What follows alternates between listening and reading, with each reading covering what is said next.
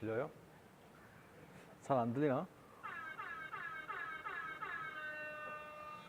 자, 안녕하세요 여러분. 반갑습니다. 방금 연출은 제가 아마 재밌을 거라고 생각하고 넣었는데 소리가 참 좀 작았네요. 마이크가 이쪽에 있는 걸 모르고 이쪽에 대고 있었어요. 어쨌든 자, 반갑습니까? 안 반가워요? 예. 자, 친애하는 청중 여러분, 오늘 쟁쟁한 후보들, 이 104보 말고 이 쟁쟁한 다른 세션들을 포기하시고 저의 세션에 이렇게 찾아와 주셔서 대단히 감사합니다. 자, 보답 이게 성원에 힘입어서 제가 오늘 최선을 다해서 여러분께 제가 가진 지식을 전달해드리고 재밌게 들을 수 있도록 제가 준비를 했으니까 기대하셔도 좋고요. 저는 파이큐티로 만드는 웹 기반 데스크탑 어플리케이션이라고 제목은 지었는데 사실 제가 검색을 굉장히 많이 해봤는데 이거에 대한 정확한 이름을 제가 못 짓겠으니까 들어보시고 나중에 이건 뭐다 라고 큰 소리로 외칠 수 있는 분은 외쳐주세요. 자, 그러면은 약 40분 동안 발표를 진행할 거고요. 이제 시작하도록 하겠습니다. 자, drop the beat.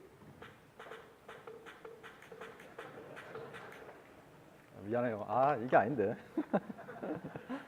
자, 안녕하세요. 저는 임덕규입니다. 딱히 제가 자랑할 만한 이력은 없고 제가 잘하는 게 뭔가 생각해 보니까 저기 동영상처럼 제가 애교를 정말 잘 부려요. 그래서 제가 제일 잘 부르는 애교를 당당하게 넣어놨습니다. 보시는데 좀 거북함이 있으시겠지만은 네, 참고 봐주시고요. 저는 RPA라는 분야에 그 종사를 하고 있고 그런 이제 소프트웨어를 만들고 있습니다. 저는 파이콘 2015에서 업무에서 빠르게 만들어 사용하는 파이큐티 프로그래밍, 파이콘 2017에서 예제로 살펴보는 파이큐티, 한마디로 파이큐티로 지금 근 3년째 약을 팔면서 파이콘에 참가하고 있고요. 이게 또 잘 먹히네요. 이번에는 떨어질 줄 알았는데 또 다양성을 지향해서 그런가 또 잘 됐어요. 자, 그리고 저는 이 발표를 이번에 왜 하게 되었는가를 이제 설명해 드릴 건데 발표 구성은 이 발표를 왜 하게 되었나, 그 다음에 이 발표에서 핵심적인 큐티, 파이큐티 또는 큐티에서 쓰이는 위젯 2개, 그 다음에 시연 연상하고 질문과 답변을 받도록 하겠습니다. 여기 발표 그 난이도가 중급으로 되어 있잖아요. 근데 사실 중급으로 책정하기에는 약간 애매모호한 게 있어요. 왜냐하면 파이큐티 여기 계시는 분들이 저는 이제 전제로 하는 게 제가 앞서 한 2년 동안 발표를 이제 초급에서 초급 살짝 위에 걸로 했었고요. 이번에는 발표 대상자를 큐티나 파이썬 그리고 파이큐티를 써봤다. 그 다음에 적어도 웹에서 HTML, CSS, 자바스크립트 정도는 내가 조금이라도 할 줄 안다라는 걸 전제로 해서 중급으로 잡았고요. 그 다음에 뭐 물론 어려운 주제들은 아닌데 제가 설명을 막 꼬아서 할 거기 때문에 난이도는 중급으로 잡았습니다. 저는 여기 오신 분들이 제가 발표를 40분 동안 진행을 하더라도 제가 발표하는 모든 것들을 다 제가 잘 전달해 줄 수도 없을 뿐더러 그 다음에 여기 계시는 분들이 제가 이제 말하는 것들, 그럼 여기서 말하는 것들을 그냥 처음에 들었을 때는 이런 게 있구나 하고 그냥 가시고 말게 되잖아요. 그래서 저는 그런 거를 조금 이제 아쉽게 생각해서 다 정리를 해놔요. 여기 들어와 보신 분들도 있을 거라 생각합니다. 파이큐티를 쓰시는 분이라면은 뭐 한번 검색해서 보시면 한 번 정도는 뜰 거예요. 그래서 오픈 튜토리얼스라는 사이트에 예제로 배우는 파이큐티를 해서 제가 항상 예제를 올려놓고 있고요. 그 다음에 기컵으로 통해서 제 모든 예제들을 다 공개로 해놓고 있습니다. 그 다음에 이제 제가 왜 이 발표를 준비하게 된지 설명하는데 2010년 이전에는 2010년 저의 뭐 그렇게 길지 않은 개발자 생활 중에 2000년대 초반에는 자바스크립트가 참 제 생각에는 보잘것없었어요. 다들 동감하시는지 모르겠는데 그렇게 지금처럼 막 휘황찬란하고 뭐 여러 가지 이런 게 없었어요. 근데 갑자기 2010년 이후에 들어오면서 그 자바스크립트가 이렇게 눈부신 발전하게 됩니다. 네. 눈이 좀 부셨나요? 사실 제가 원하는 게 연출이 이 불이 좀 꺼져 있고 눈이 확 부셔야 되는데 그게 잘 안 됐어요. 네, 어쨌든 자바스크립트 생태계에 빅뱅이 일어나요. 제가 여기 빅뱅 로고도 넣어놨는데, 네, 빅뱅이 일어나게 됩니다.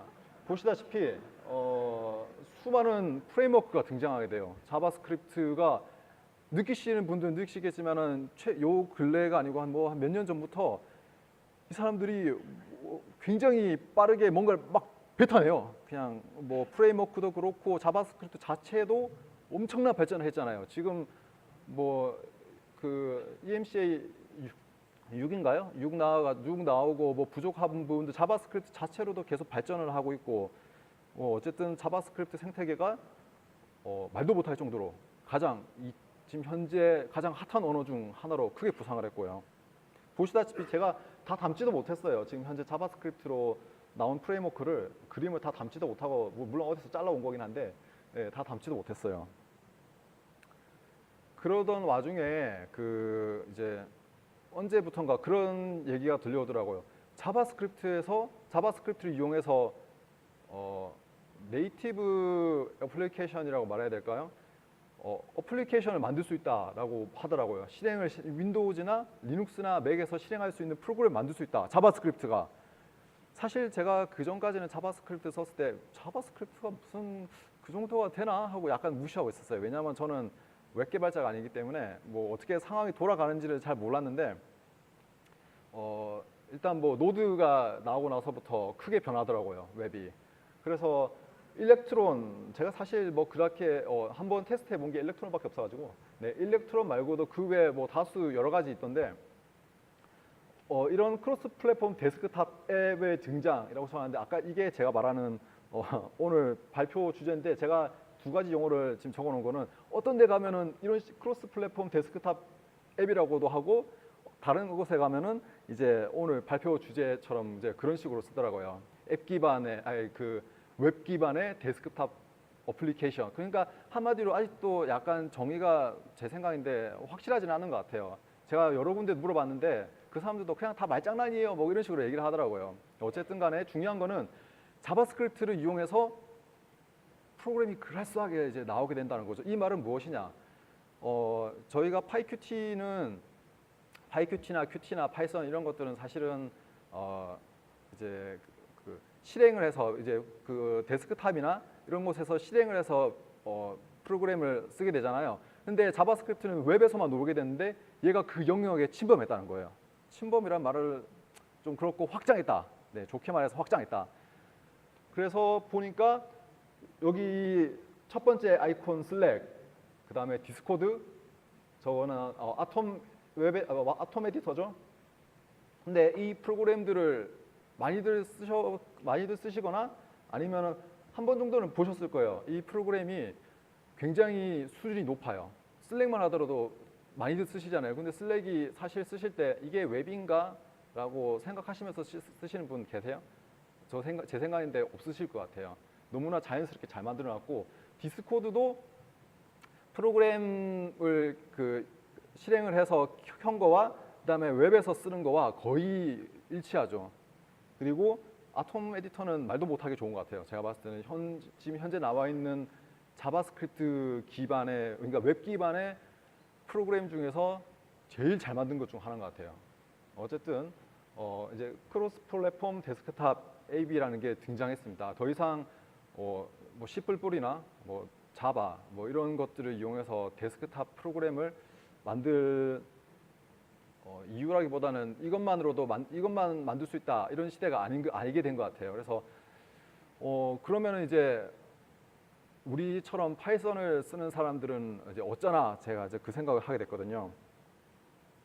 그 전에 제가 이제 파이썬으로 이렇게 개발하다가 파이큐티로 GUI 프로그래밍을 개발하잖아요. 근데 뒤에도 나오겠지만은 파이큐티가 물론 이제 뭐 여러 가지 제약 사항도 있고 라이센스에 대한 제약 사항도 있고 그런 게 있지만은 일단 제가 접해본 GUI 프레임워크 중에서는 파이썬에서 쓸 수 있는 GUI 프레임워크 중에서는 PyQt가 최선 중 하나예요, 진짜. 왜냐면은 다른 것들은 이렇게 문서도 좀 너무 옛날 거고 뭐 TK 쓸 수는 없잖아요, 그죠? TK 쓸 수는 없어요. 뭐 어디 누구한테 보여주는데. 그 다음에 뭐 다른 것들도 많긴 하지만은 문서나 그 다음에 발전, 계속 지속적인 발전 이런 걸 봤을 때는 PyQt가 제일 최선이고 그 PyQt를 이용해서 나도 덩달아서 이 흐름에 합류하고 싶다. 나도 웹으로 이제 합류하고 싶다. 해서 이제 PyQt로 PyQt와 웹을 합쳐서 개발하는 걸 생각하다가 또 생각하게 된 게 PyQt는 물론 훌륭해요. 훌륭한데 쓰셔본 분들도 알겠지만은 분명 나은 디자이닝을 하지만은 사실은 전 세대 디자인이죠, 그죠? 우리가 이제 뭔가 데스크탑 어플리케이션을 볼 때 디자인들을 보시겠지만은 사실은 PyQt나 이런 데서 Qt나 이런 걸로 볼 때는 전 세대. 그러니까 이전 세대 딱 한 1세대, 2세대 정도 전이고 요즘 추세는 사실은 아까 여기 나왔던 슬랙이나 디스코드의 미려한 디자인이라고 할까요? 아름다운 디자인. 요즘 추세가 이런 디자인이잖아요. 웹에 그 웹 디자이너들이 만들어 놓은 웹 디자이너와 웹 개발자가 이제 함께 만들어 놓은 환상의 콜라보. 저기 믹서기가 있는 이유는 뭐 다들 아실 거예요. 예. 이거를 우리가 좀 같이 쓸 수 없을까 해서 이제 시작하게 된 거였고요. 아까 말씀드렸다시피 우리가 파이썬을 쓰니까 PyQt를 쓰는 거고 나쁘지 않는 개발 환경이에요. 왜냐면은 사실 Qt로 개발하다 보면 Qt 크리에이터가 있어야 되는데 파이썬으로는 Qt 크리에이터를 쓸 수가 없어요. 대신에 뭐 파이참이나 그 기타 다른 뭐 훌륭한 에디터들이 있고 그리고 뭐 일단 문서도 잘 돼 있는 편이고 해서 나쁘지 않은 개발 환경이고 크로스 플랫폼 지원한다는 거 뭐 이런 장점이 있고요. 근데 아까 말씀드렸다시피 지난 세대 디자인이고 UJC 매우 부족해요. 이 말이 무슨 말이냐면은 결국에는 우리가 뭐 이게 PyQt를 써서 뭔가 개발할 때 우리가 스스로 위젯을 만들어 쓰기도 하지만은 남이 만들어 놓은 거 좀 쓰고 싶어요, 그죠? 근데 남이 만들어 놓은 걸 쓸 수가 없어. PyQt에서는 솔직히 쓸 수가 없어요. 쓸 수 있지만은 매우 귀찮은, 정말 말도 못하게 귀찮은 과정을 거쳐야 남이 C++로 만들어져 있는 거를 파이썬을 쓸 수 있게 돼요. 그건 너무나 귀찮은 일이고요. 어쨌든 위젯이 상대적으로 많이 부족해요. 그러면은 우리는 항상 주어진 위젯 가지고 만들다 보니까 디자인에 한계가 있다는 거예요. 그 다음에 처음부터 새로 만들어야 되는 한계가 있고 그렇다면 이제 이 웹하고 이걸 접목시키면은 어떨까 해서 나왔는데 PyQt 웹으로 이제 접목을 시키면은 데이터 분석은 이제 사실 파이썬이 강세잖아요. 모듈도 많고 뭐 요즘에 지원해 주는 것도 많아서 데이터 분석 같은 거 파이썬으로 하고 표현은 웹으로 하면 어떨까? 그다음에 기존 익스플로러 요즘에는 보기 힘든 말이지만은 옛날에는 이런 말 참 많이 봤어요. 이 홈페이지는 인터넷 익스플로러 8.0에서 최적화된 사이트입니다. 이런 거 보신 적 있죠? 그런 문구를 그런 문구가 나오는 웹을 앱 형태로 전환할 수는 없을까? 한마디로 PyQt가 띄워주는 거죠, 웹을. 그다음에 웹 라이브러리를 이용한 데스크탑 앱 개발, 뭐 스크래치 아시나요? 스크래치?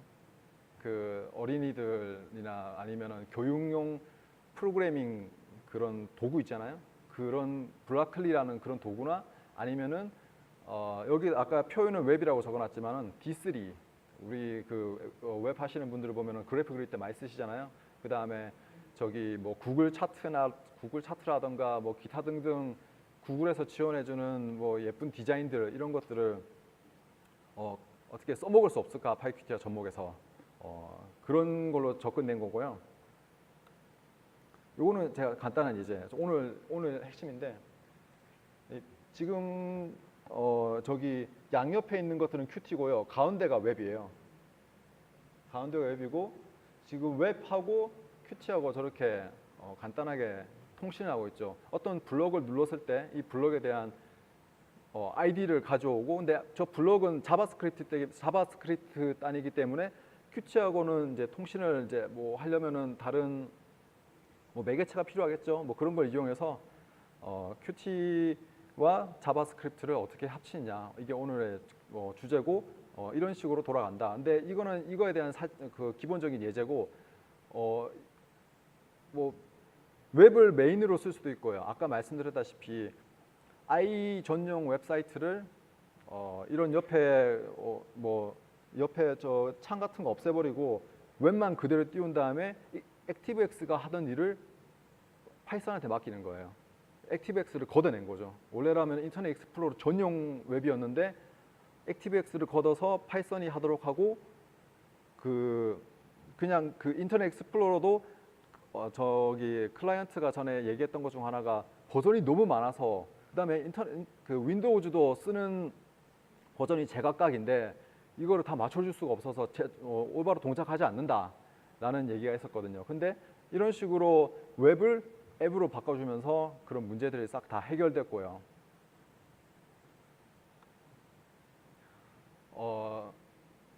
그래서 이런 오늘의 주제처럼 이런 웹 기반 어플리케이션을 만들기 위해서는 큐티에서 보면은 이제 큐티 웹 엔진이라는 게 있어요. 이제 웹을 보여줄 수 있는 큐티 위젯인데, 이게 큐티를 하시는 분들도 처음 볼 수도 있고, 이건 이미 알고 있을 수도 있다라고 말씀하실 수도 있는데, 이게 왜 그러냐면은 큐티4, 큐티5 초기에 나왔을 때 그 이후로도 진짜 말도 안 되게 빠르게 발전하고 있는 앱 중 그 위젯 중 하나예요. 이게 옛날에는 큐티 웹뷰라고도 썼었고, 뭐 이름이 여러 번 바뀌었어요. 한 2번인가 바뀌었어요. 그래서 저도 큐티 4.0 쓸 때랑 지금이랑 이제 뭐 큐티 5로 넘어오면서 쓰려고 하니까 너무 많이 바뀌어가지고 이제 이거 다시 제가 찾아보고 이제 공부를 하게 됐던 거거든요. 그리고 방금 사진 찍으셨지만은 나중에 슬라이드 올라가고 그러니까 사진 안 찍으셔도 돼요. 나중에 다 눌러보실 수 있어요. 제가 바로 세션 끝나면은 슬라이드 공개할 거니까 걱정 마시고요. 자, 큐티 웹 엔진에 대해서 예제 코드가 있는데 이거를 잠깐만 먼저 살펴볼게요. 소스는 다 공개해뒀습니다. 그냥 보시면 되고요. 처음에 보시면은 잘 보이시죠? 큐티 웹 엔진 뷰를 이렇게 임포트 해오고, 그 다음에 되게 쓰는 거 간단해요. 웹 엔진을 인스턴스 만들어주고 URL 설정해 준 다음에 그냥 실행시키면 되는데, 이렇게 화면이 딱 떠요. 아까 이게 가장 기본 폼에다가 큐티 웹 엔진을 띄워서 구글을 들어가라고 아까 set URL 해놨잖아요. 그래서 이렇게 구글이 뜬 거고, 보시다시피 웹 뷰만 있기 때문에 아무것도 없어요. 내가 URL을 바꿀 수 있는 것도 없고, 그 다음에 우리가 잘 아는 그러니까 내비게이션 바가 없고 스테이터스 바도 없고, 그냥 이 웹 뷰만 딱 보여주는 상태예요. 자, 이게 기본이고요. 그 다음에 우리가 이제 기억하실런지 모르겠는데 웹을 개발하는 데 있어서 정말 엄청난 사건이 하나 있었어요. 그 사건이 뭐였냐면은 파이어폭스에서 파이어버그 아세요? 파이어버그?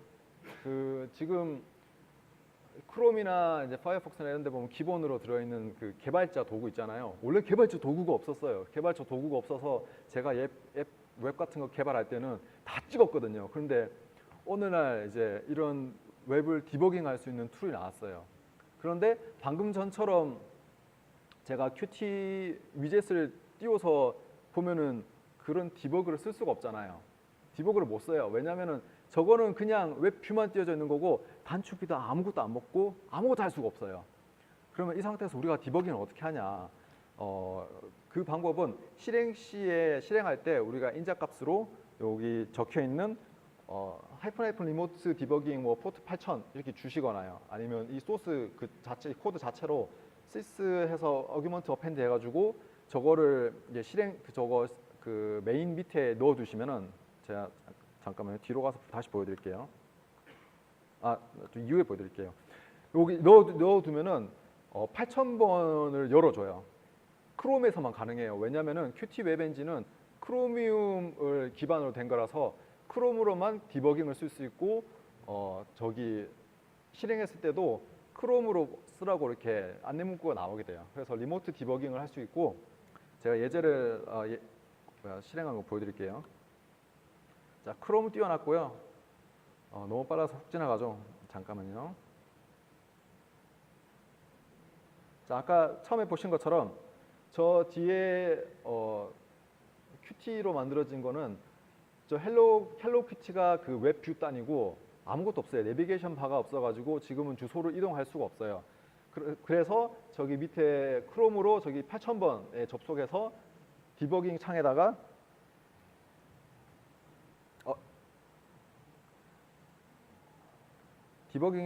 제가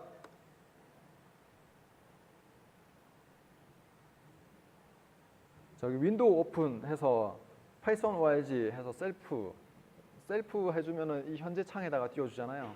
그래서 요거를 쳐주면은 뒤에가 이제 바뀌게 돼요. 이런 식으로.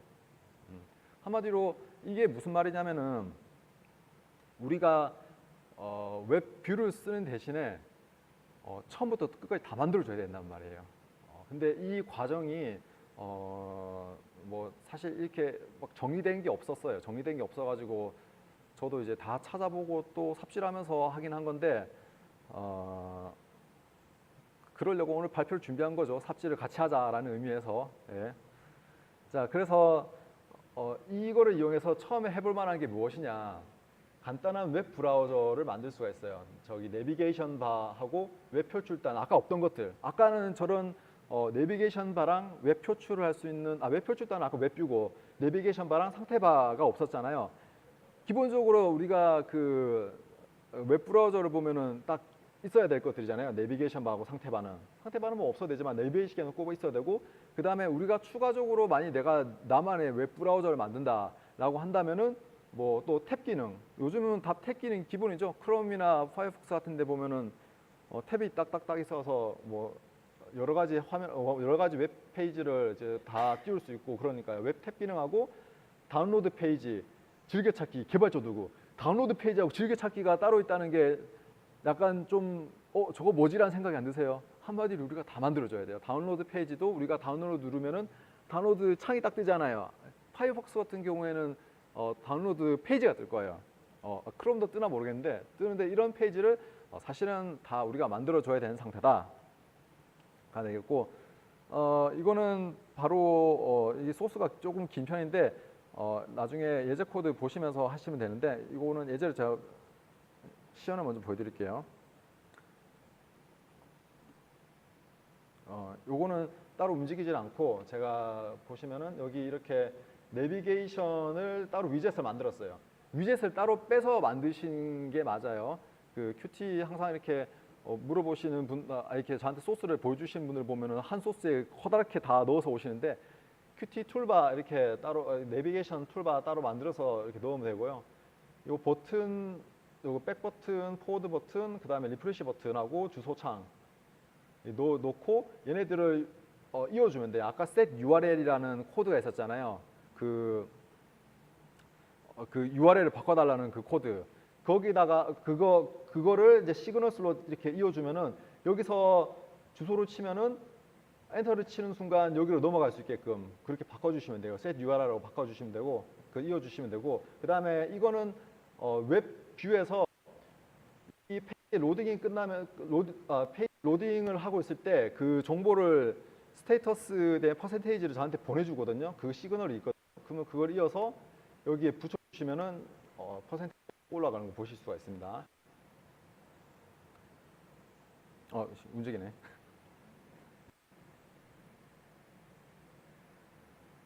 이렇게 바꾸시면 방금 밑에 보시는 것처럼 스테이터스 바 올라가는 거랑 뒤로 가면은 저기 다시 이전 페이지에 있는 게 나오잖아요. 근데 여기서 지금 한 가지, 분명히 아까 다음으로 갔다가 백을 했는데 주소창이 안 맞잖아요. 이런 과정도 다 만들어 주셔야 되는 거예요. 이런 과정들은 하나 다 구현해야 되는 거고, 나중에 그런 구현에 대한 리스트를 제가 다 정리해 놨거든요. 그걸 뭐를 해야 되는지를. 또 웹 요청 처리라는 게 있어요. 이게 뭐냐면은 우리가 웹에서 뭔가 링크를 누르면 어떻게 돼요? 링크를 누르면은 새 창이 뜨거나 새 탭이 뜨거나 그러잖아요. 그런 거에 대한 요청이 있어요. 근데 공교롭게도 우리가 나중에 이걸로 웹브라우저를 만들 건 아니고 뭔가 앱을 만든다 하더라도 링크를 때 내가 뭔가 팝업이 뜨길 원하는데 팝업이 안 뜨실 거야. 왜냐하면 코드를 처리를 해줘야 돼요. 제가 간단하게 하나 보여드릴게요. 이거를. 자, 이거 보시면은 여기가 웹 엔진을 제가 그 상속받아서 쓴 건데 크리에이트 윈도우라고 여기 있잖아요. 요거를 이제 오버라이드 해주는 건데 여기 이 코드를 제가 상속을 받지 이 코드를 오버라이드 해주지 않으면은 창이 안 떠요. 여기서 제가 다 일일이 정해줘야 돼요. 여기 뭐 다이얼로그 창 생성 요구 시 새로운 창 생성 요구할 때 요걸 들어가라. 이런 식으로 구현을 따로 해주셔야 팝업 처리도 이렇게 해주셔야 팝업이 뜨게 돼요. 그래서 요거에 대한 시연을 보면은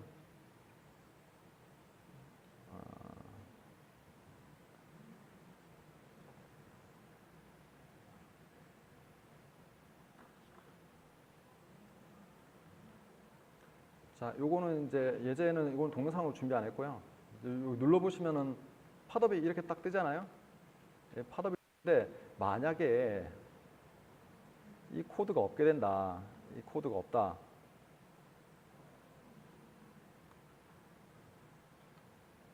그러면은 누르질 않아요. 네. 요런 처리를 해 주셔야 된다. 그 말씀이고, 그 다음에 또 보면은 닫기 요청. 심지어는 자바스크립트에 보면은 이제 윈도우즈 클로즈라는 게 있어요. 윈도우즈 클로즈는 그 자바스크립트 땅에서 이제 윈도우를 좀 달아달라는 요청을 했는데 이것도 말 그대로 우리가 구현을 해줘야 되는 부분이에요. 이런 이런 요청이 들어오면은 창을 닫아달라라고 해줘야 되는 부분이고, 그다음에 심지어는 이제 다운로드 요청, 다운로드 버튼 눌렀는데 다운로드를 받으려면은 아까처럼 다운로드 리퀘스트가 있거든요. 그런 거에 대한 처리를 해주거나, 그다음 다운로드 페이지를 따로 또 만들어줘서 다운로드 처리를 해줘야 되고, 플래시는 요즘에는 플래시를 잘 안 쓰지만은 옛날 아까처럼 i 기반의 웹을 다시 앱으로 바꾸는 과정에서는 그런 들은 여전히 플래시를 쓰고 있더라고요. 그래서 플래시를 쓰는 웹은 그런 코드를 또 따로 넣어줘야 돼요. 그 다음에 경고사항은 그 자바스크립트 단에서 띄워주는 거잖아요. 이런 것도 간단하진 않는데 뭐 다시 오버라이드해서 뭐 어떤 방법을 통해서 우리가 원하는 대로 경고창을 바꿔줄 수도 있고요. 자, 그래서 여기 적혀 있는 대로 보면은 각 웹 요청 처리 코드를 위해서는 아까처럼 보신 것처럼 상속을 받고 그 해당하는 시그널들을 서로 이어줘야 그 요청들을 처리할 수 있다. 한마디로 웹브라우저를 만든다는 기분으로 이제 앱을 개발하시면 돼요. 그 다음에 이건 오늘 또 이제 발표할 것 중에 제일 중요한 것 중 하나인데 Qt 웹 채널이라고 하고요. 이게 뭐냐? PyQt하고 이제 웹을 서로 통신하게끔 해줘야 되잖아요. 지금까지는 그냥 웹을 띄워준 거였고 이제는 자바스크립트하고 얘기를 좀 해야 돼요. 자바스크립트 단에서 뭔가 데이터를 나한테 보내거나 아니면 PyQt에서 자바스크립트한테 데이터를 다시 보내고 주고받고 이런 과정을 해주는 게 Qt 웹. 데이터를 전달하고 기능을 호출할 수 있다라고 하잖아요. 이제 무슨 펑션도 이렇게 이런 역할을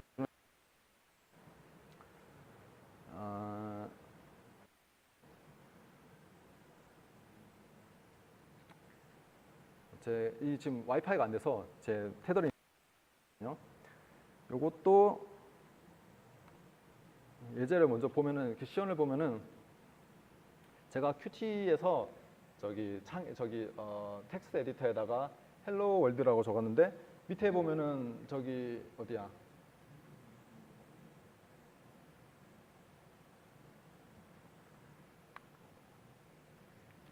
이 부분은 아까 그 크롬 디버깅 쪽이었고요. 크롬 디버깅 쪽이었고 제가 여기 Qt 쪽에서 자바스크립트 단으로 그러니까 웹 단으로 헬로 월드를 보낸 거예요. 헬로 월드를 보내고 그 다음에 여기 웹 단에서 웹에도 제가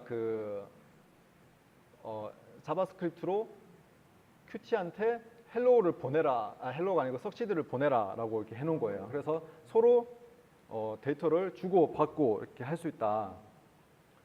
요거는 잠깐만요. 제가 한 번만 더 시도를 해볼게요.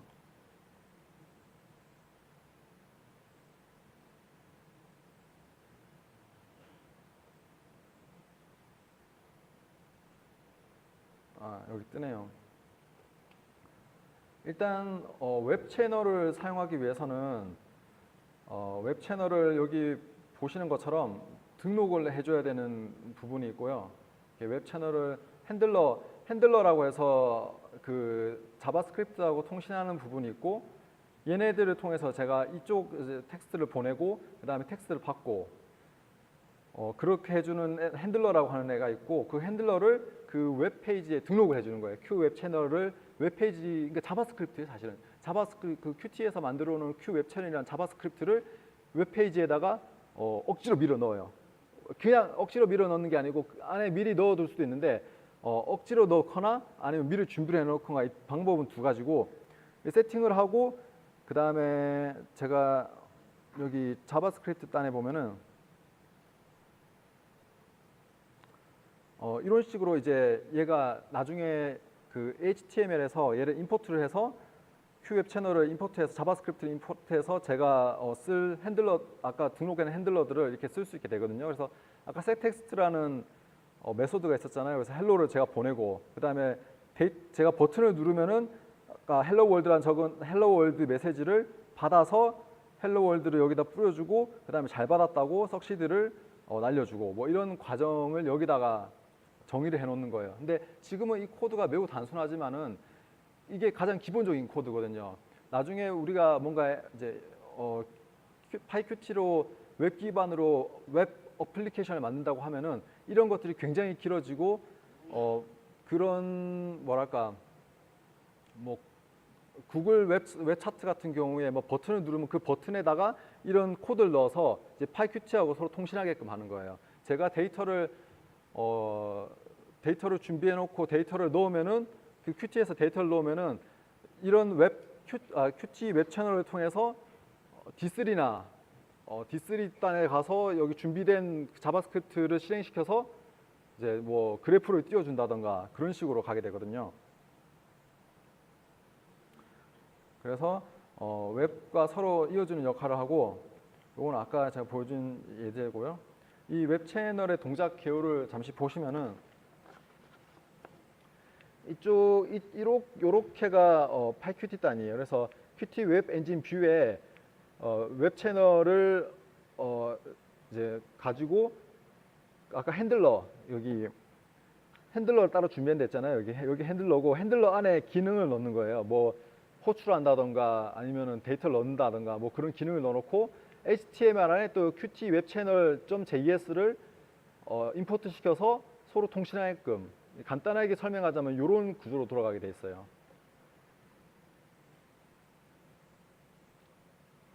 자, 그 다음에 지금까지 제가 말씀드린 거는 이미 HTML 안에 제가 임포트를 다 시켜놨어요. 저런 코드를, 통신할 코드를 넣어놨는데, 그러면은 이런 또 다른 방법으로 이미 돌아가고 있는 다음 사이트 있잖아요. 다음이나 뭐 네이버나 이런 사이트에 바로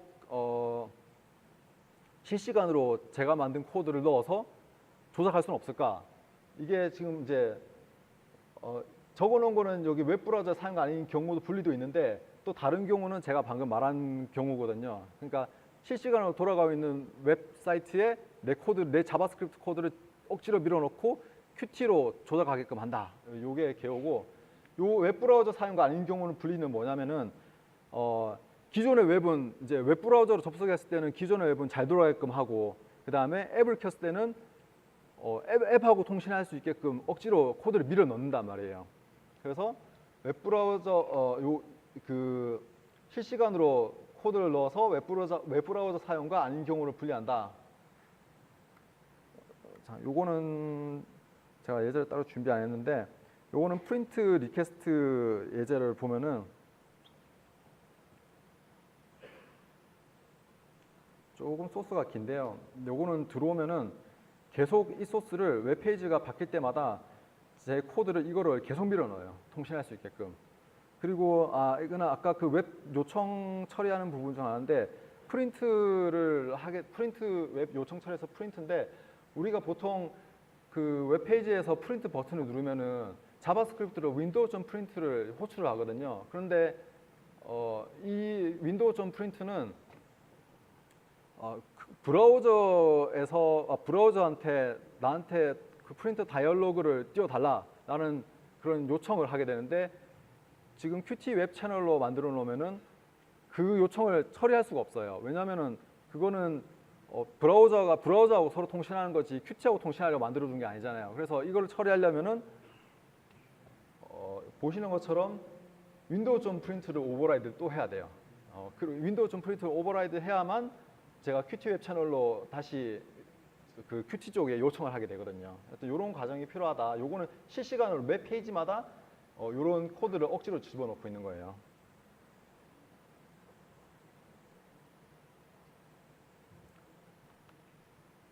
자, 그 다음에 아까 서로 그 데이터를 주고받는다 했잖아요. 그런데 그 자바스크립트 단에서도 뭐 문자열이나 숫자는 그냥 넘을 수 있는데 그 우리로 치면은 딕셔너리나 그 다음에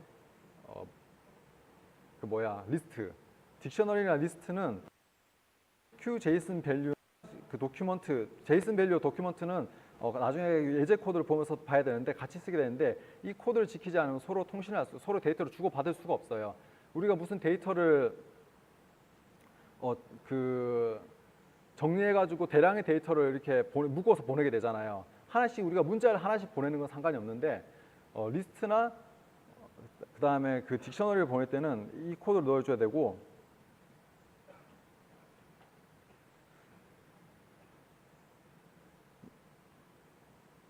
여기 보시는 것처럼 데이터 타입을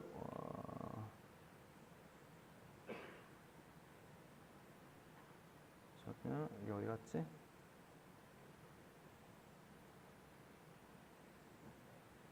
여기 QJSON 도큐먼트를 해서 이제 이런 밸류 데이터 ABC 뭐 메시지에서 이런 것들을 QJSON 도큐먼트에 넣고 도큐먼트에서 셋 오브젝트를 한 다음에 보내야 받을 수가 있게 됩니다. 요렇게 받을 수가 있게 되고 그 다음에 요 코드는 리커시브 QJSON 밸류는 제가 따로 만든 건데 이걸 왜 만들어 놨냐면은 나중에 웹에서 데이터를 받게 되잖아요.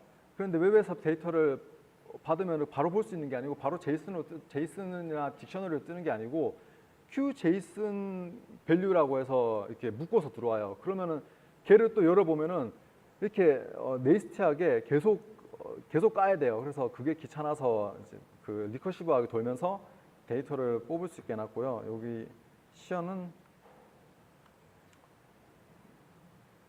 잠깐 시연 보여드릴게요.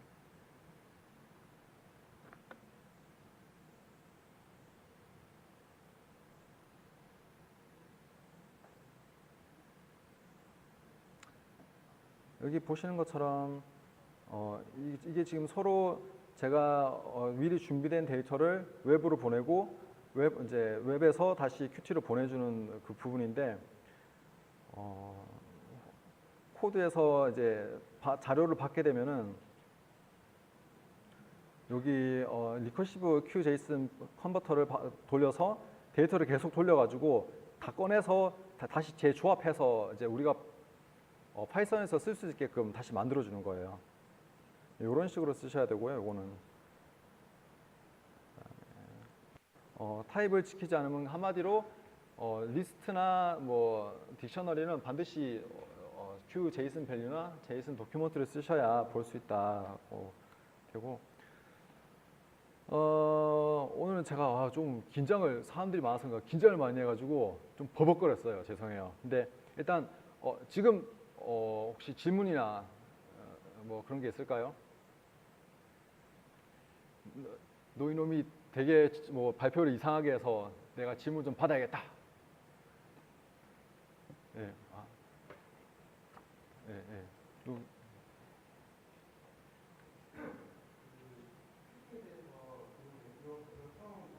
네네.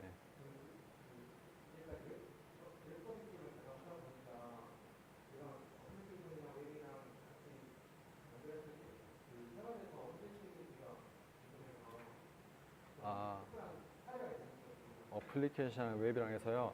이게 언제 쓰이는 거냐면은 아까도 말씀드렸다시피 Qt 위젯의 파이QT의 위젯이 좀 부족해요. Qt 자체도 좀 부족하긴 해요. 사실은 부족한데 아까도 말씀드렸다시피 웹 개발자와 웹 디자이너들이 잘 만들어 놓은 것들이 되게 많아요. 아까처럼 블락클리라든가 그 다음에 뭐 웹 라이브러리들이 굉장히 많은데 그런 것들을 이용해서 그런 것들을 이미 만들어져 있는 것들을 이용해서 서로 통신하게끔 하면 두 번 만들 필요가 없잖아요. 제가 만약에 아까처럼 블락클리가 없으면은 제가 블락클리를 만들 수도 없겠지만은 만드는 시간을 줄일 수 있고 서로 통신하게끔 하면은 원하는 바도 이룰 수가 있고요.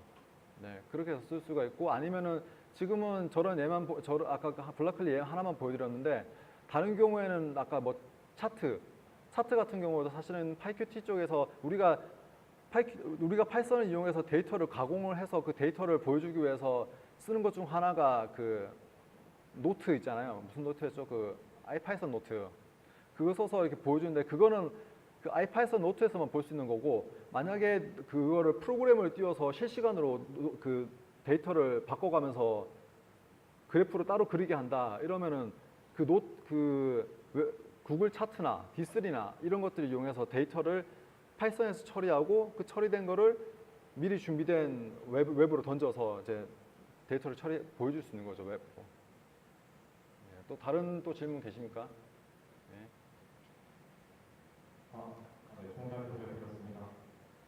아까 말씀해 주신 것처럼 이제 뭐 일렉트론이나 뭐 액티브 같이 이제 기존의 웹에서 쓰는 자바스크립트를 따르게 되면 데스크탑이나 애플리케이션 쪽으로 이제 가져오면서 플랫폼이나 애플리케이션 쪽이 많이 관심을 갖고 있잖아요. 네. 그런데 그런 것들이 이제 대중들한테 큰 관심을 받는 이유가 원래 말씀하신 것처럼 자바스크립트 지정에 많은 수많이 쌓여있는 기술 스택을 포함해서 그것도 있지만 또 기존에 쓰던 언어를 그대로 사용할 수 있다는 게 큰 메리트가 돼서 많이 사용이 되고 있다고 생각하는데요. 설명해 주신 거로 이제 파이썬을 쓰게 되더라도 그걸 통해서 웹뷰어를 열고 채널을 열어서 통신을 하는 거까지는 파이썬이 하지만 그것도 이제 보여주고 이러는 건 다 하게 되는 거잖아요. 맞습니다. 그렇게 생각하면 어떻게 보면 이제 어차피 보여주는 거 자바스크립트로 만들 거면은 그냥 뭐 일렉트론 같은 거 써서 그냥 스톱으로 이제 분석하는 부분 그냥 자바스크립트 만들자라고 생각할 수 있을 것 같은데 그런 점에서 파이썬을 쓰는 게 어떤 장점이 있을까요? 일렉트론이 물론 이제 잘 만들어져 있고 이제 계속 발전을 이렇게 해나갈 거지만은 일렉트론이 못하는 이제 더 밑에 있던 일도 처리를 해야 되잖아요. 아까 말씀드렸다시피 액티브엑스 처리라든가 일렉트론에서 할 수 없는 것들 파이썬에서는 이미 모듈이 다 제공이 돼 있고 제가 아직 안 찾아봐서 모르겠는데 노드에서 이 어차피 일렉트론이라는 게 노드.js 기반으로 npm 기반으로 돌아가는 거잖아요. 거기서 액티브엑스를 처리해 주는 게 있던가요? 제 생각에도 없던 것 같거든요. 근데 파이썬에서는 액티브엑스를 처리해 주는 모듈이 있거든요. 사실 파이Qt 땅에도 액티브엑스를 처리해 줄 수가 있어요. 그래서 아까 제가 말씀드렸다시피 인터넷 익스플로러에 액티브엑스를 쓰는 사이트라면은 그거를 서로 이제 액티브엑스를 걷어내기 위함이라고 한다면은 파이썬에서 그 밑에서 해주던 일을 대신 해주고 뭐 웹은 그대로 두고요. 안 그러면은 새로 만들어야 되잖아요. 근데 새로 만드는 폼이 너무 크니까 그 폼을 줄인다고 한다면은 기존의 웹사이트는 두고 액티브엑스만 걷어낼 수 있는 거죠. 네, 뭐 그런 식으로도 쓸 수 있고 또 다른 의미로는 최근에는 되는 것 같던데 옛날에는 그게 안 됐거든요. 시리얼 통신 이런 게 제가 좀 덜 찾아봐서 모르겠는데 npm의 지원이 아마 지금 되는 걸로 아는데 장비 요즘에는 아두이노나 라즈베리 파이 같은 장비들하고 통신을 할 때 그 파이썬에서는 2줄, 3줄이면은 짤 수 있거든요. 이제 그런 거를 장비하고 통신할 때는 파이썬을 받아서 웹으로 넘길 때는 이제 파이QT 웹 채널을 이용해서 넘기도록 그렇게 쓰고 있죠. 네. 네. 자, 더 질문 있으시면은 그 원래 또 따로 질문 받는 방이 있나요? 네. 저기 질문 더 있으시면은 제 메일이나 저기 오픈 튜토리얼 가서 해당 토픽에서 질문 주시면 되고요. 밑에 것들은 제가 뭐 만약에 질문 같은 거 올려주시면은 제가 바로 답변 드릴 수 있도록 하겠습니다. 자, 오늘 제가 좀 많이 버벅거렸는데 세션 참가해 주셔서 대단히 감사드리고 또 남은 시간 또 좋은 시간 되시기 바랍니다. 감사합니다.